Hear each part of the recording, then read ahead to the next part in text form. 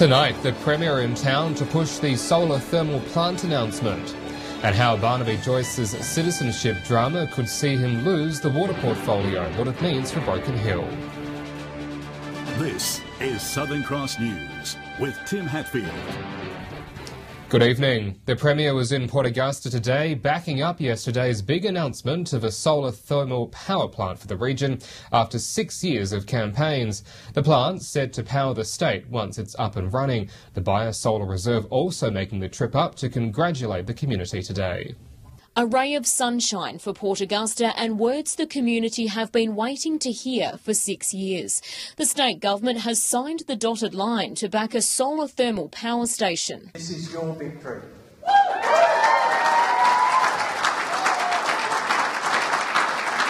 Those who led the 6-year campaign overjoyed. I was incredibly excited. I've been jumping for joy ever since. My kids think I'm a bit crazy at the moment.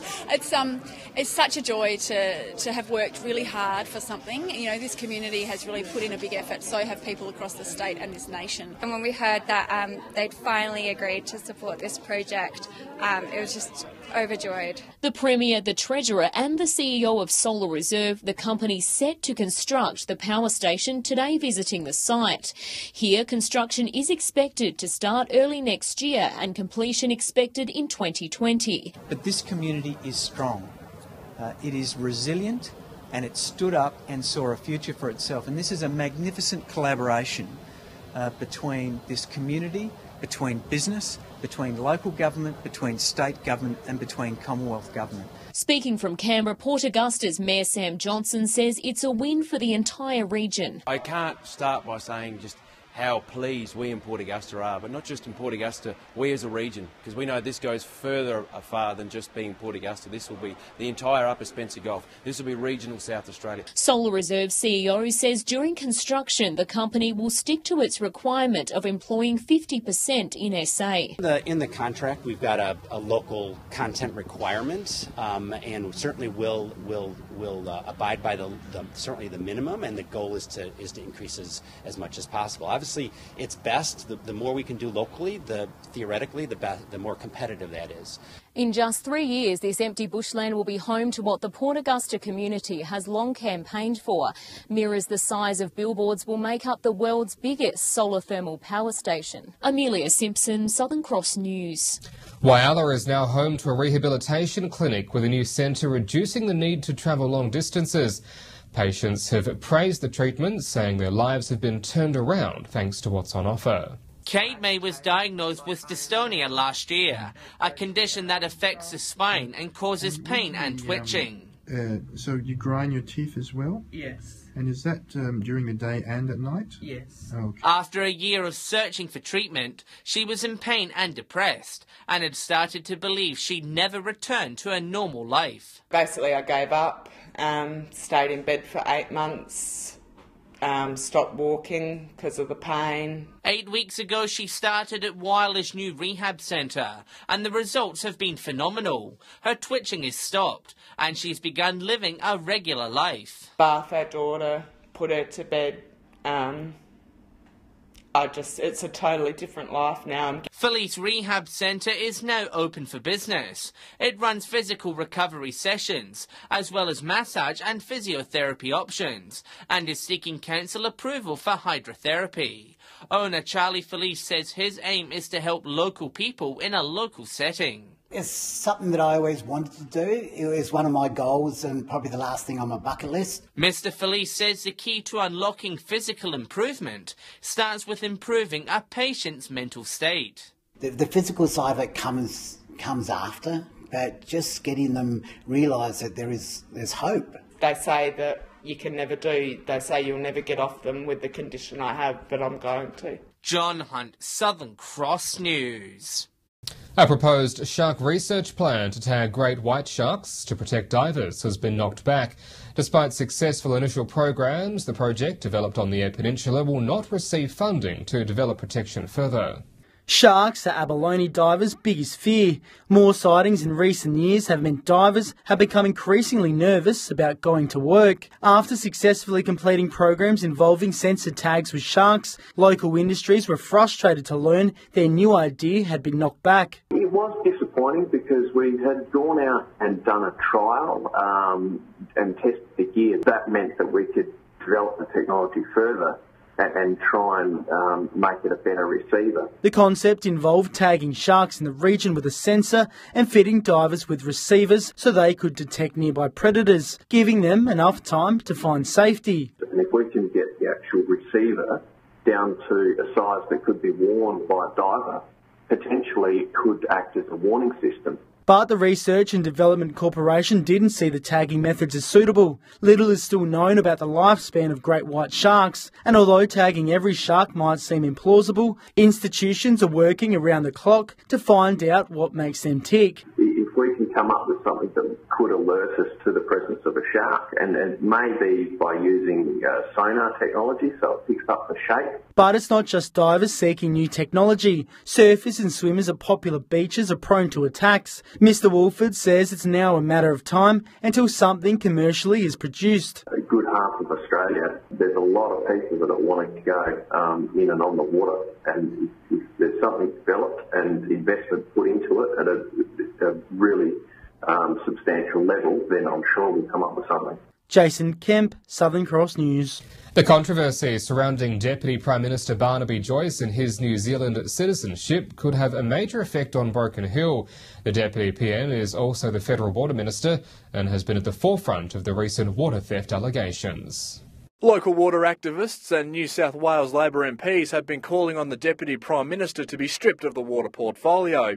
And that might just happen, but for a separate reason. This whole scandal is a great opportunity to boot him out of the water portfolio and get someone in there that will call for a judicial inquiry. Yesterday, New Zealand's government confirmed Barnaby Joyce as a citizen of the country, meaning he could be ineligible to sit in Parliament. It also means there would have to be a new federal water minister. I think we need a fresh person in that position. I think it's the best thing that can happen to the Darling River and Broken Hill. The Deputy Prime Minister hasn't received much support from locals recently, after he was recorded saying the water theft allegations are a conspiracy to take more water from irrigators up north. He has an obligation to the irrigators up there, and that's been proven time and time again. He's putting northern irrigators ahead of the interests of people down south on the Darling River. Mr Minns says a new water minister could make the call for an independent judicial review into the water theft allegations. That would lead to them being properly investigated. The fact that he could be removed from that portfolio and we could get a decent water minister that would actually look after everybody in the Darling River, the Upper Darling, the Barwon River as well. I mean, that would be the best case scenario. Patrick Roenke, Southern Cross News. Well, stay with us. Still to come in tonight's local news, Broken Hill hit hard by the flu season, and it's not over yet. The details ahead.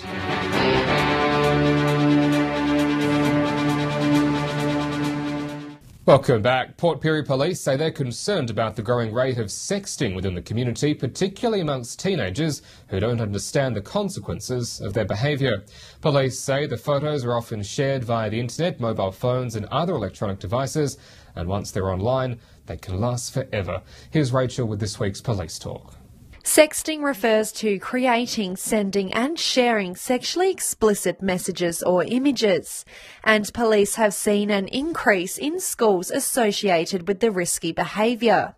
SAPOL have seen an increase in reports from schools and families about the distribution and possession of inappropriate images. It may be seen as a bit of fun flirting, but it has serious social and legal consequences. It is an offence for a person to produce or distribute images of people who are underage, even if all participants are willing. Images that depict a child under the age of 17 clothed only in underwear, nude or partially nude.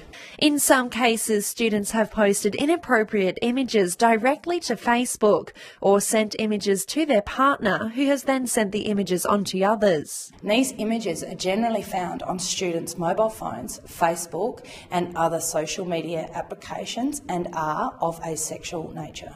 And any electronic device used to sext may be confiscated by police for investigation. Mobile phones, computers and other devices used to commit these offences may be subject to seizure by police and consequent destruction of those devices. With the high rate in schools, police are urging parents and carers to have a conversation with their children about the legal and social consequences of sexting before they risk their private life becoming public. Rachel Nell, Southern Cross News. Well, as we come out of winter, a Broken Hill GP says many of us are still at risk of catching the flu. New South Wales is said to have its worst flu season on record, and the Silver City has not been immune to the outbreak.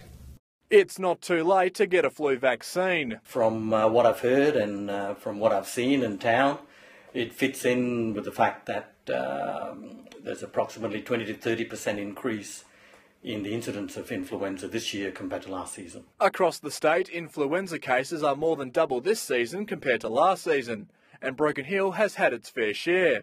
South Australia is also on track for its worst season on record. There have been 15 confirmed cases of influenza in the region, but Dr. Nair Japan says there could be even more. I suspect a lot of the statistics are based on the actual testing of individuals.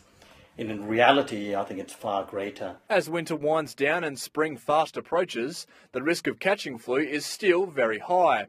Recent research has revealed the worst flu is not picked up during winter, but at the tail end of winter, around August and September. There was a recommendation that perhaps delaying the flu vaccine was not necessarily a bad thing, because rather than having it in February, March, April, to have it in perhaps May, June, July was better for the nasty flus that were coming out in September. Some handy tips to avoid spreading or catching influenza includes washing your hands thoroughly, especially after coughing and sneezing, and staying home until symptoms have passed. Free vaccinations are available for vulnerable people like the elderly, young children and pregnant women. 3,000 people died of the flu last year in Australia.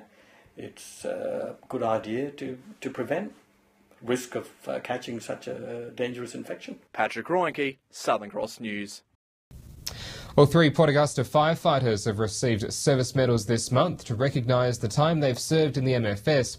2 local MFS officers have been recognised for 35 years in the service, with another firefighter awarded a medal for 10 years in the job. Port Augusta MFS officer Tony Kelly received his 35-year recognition as a firefighter and says he does it to help others. It's really good. It's been a long time coming. Been in the MFS as a firefighter for 35 years. We sort of like 7 days on, 7 days, 24 hours. It's a big commitment, and I've enjoyed every moment of it. Well done to them. We'll stay with us when we return after the break. Port Lincoln's push for funding as part of the Fund My Neighbourhood campaign. The details ahead.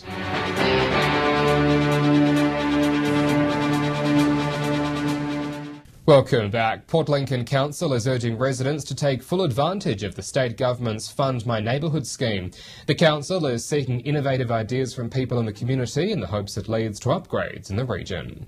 Think new, think big, think smart. Nothing is off limits under the state government's $40 million Fund My Neighbourhood pledge. And the Port Lincoln Council wants residents to share their ideas. This is a great idea to get some money out into the region, and I really do urge our citizens to take advantage of this and nominate some projects for our city. The Fund My Neighbourhood project, launched this month, aims to upgrade, revitalise or improve regions across the state. Ideas put forward will be streamlined, with the best selected to receive a share of funding. Community, if they've got some ideas that they would like for the city that so far hasn't been funded or hasn't been done, to put them forward. Port Lincoln Council believes the idea could even be used for a new dog park in the region. Someone nominated this and had got the funding for it.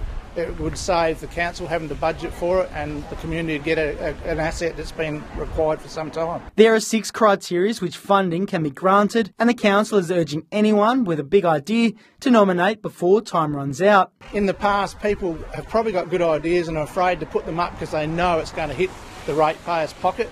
It's got to be funded by council. this, knowing it doesn't have to be funded by council, might let people expand their views and come forward with something that we haven't heard about. Jason Kemp, Southern Cross News. The Smelters picnic in Port Pirie will continue this year at a brand new location where the construction of the sports precinct, Memorial Oval, is no longer able to host the tradition. The rides and the sideshows will now fill Memorial Park with over 80 stalls showcasing their products both inside the park and along the footpath of Memorial Drive. There'll also be plenty of food stalls, rides, sideshows and competitions, and of course the picnic quest to keep everyone entertained. The BH Community Club in Port Pirie says anyone who's got a stall they'd like to submit should get in touch now. Well, turning to sports news now, and the Warriors have warmed up for the Whyalla Netball Finals with a comfortable win over Kiwis. They'll now head into the final series as the premiership favourites as they chase back-to-back flags. John Hunt joins us now with the results from the weekend. John, they're going to be pretty hard to beat from here on in. Yeah, they are, Tim. They've been the dominant team over the last 2 years, and this continued on Saturday afternoon. They pushed aside Kiwi over the weekend to finish 2017, with 10 wins from 12 in the regular season.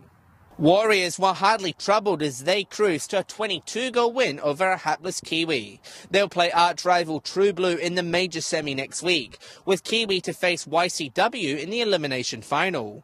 True Blue warmed up for their big clash, with a comfortable 70-23 win over Rapina. Across the Gulf in Port Pirie, Solage edged Blue Wren in a thriller, and Port had a 6-goal win over St Mark's Celtic. Up in Port Augusta, Railways had a 23-goal win over the Magpies, while St Joe's had a narrow win over the Vikings. Wanilla secured the double chance in Port Lincoln netball with a win over South United on Saturday. Boston had a win over last place St Mary's, while Waybacks defeated Imperials 55-27. And in Northern Areas netball, BMW had a 2-goal win over Jamestown Peterborough. Oruru were too good for Broughton Mandurah, and Southern Flinders eased to a win over Crystal Brook. Turning to soccer now, and in Whyalla, Wanderers missed the chance to move off the bottom of the ladder. Westland United came from 2-0 down and a man sent off to snatch a point from Wanderers. In the other match, Steel United had a comfortable win over an undermanned Lions. Northern Demons head into the State League 2 finals on a roll, with a double from captain Marco Belasmo, helping them thrash Mount Barker 5-2. They'll face minor Premier Seaford in a 2-legged final for a spot in the decider. Savoy, on the other hand, are facing relegation from the Sassel Division 2, after a heartbreaking 3-2 loss to the WA Raptors. In Port Lincoln, there were wins for South Coast and Lincoln City Raiders. And finally, in Broken Hill, we'll start with the men's, and Celtic and West shared the points, while Alma thrashed St Joe's. In the women's, Alma gave St Joe's the same 4-0 treatment, and West had a comfortable win over Celtic. So that's all from a bumper weekend of sport. Gee, it's getting exciting with finals just around the corner. And if you've got a summer sport you want to see on TV, drop us a line at localsport@sca.com.au. It is going to be summer sports time before we know it. Thank you, John. Well, stay with us after the break. A look at your local weather for the rest of the week.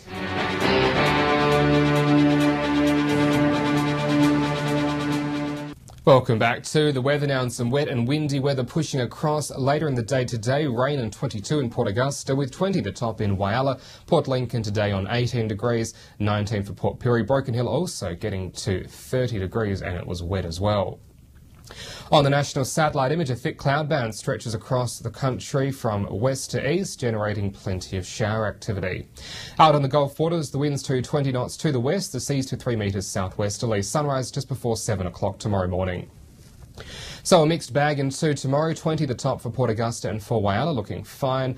Port Pirie 19 degrees. Showers though for Port Lincoln again in 17. Broken Hill also seeing showers and a top of 20. And then looking ahead, showers and 15 on Thursday in Port Lincoln, the same for Friday.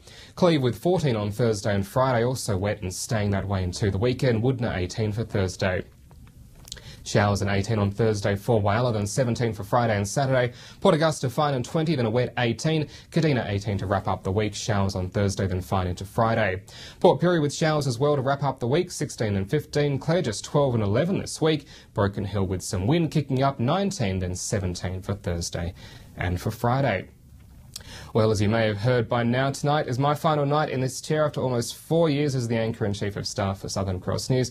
I do have to say a few thank yous before I leave to our editors, especially Peter, who's the last man standing. Thanks for making sure we come together each evening. Also a big thanks to our news director, Ali Drower, who took a punt on me a few years ago. I hope I made it worthwhile.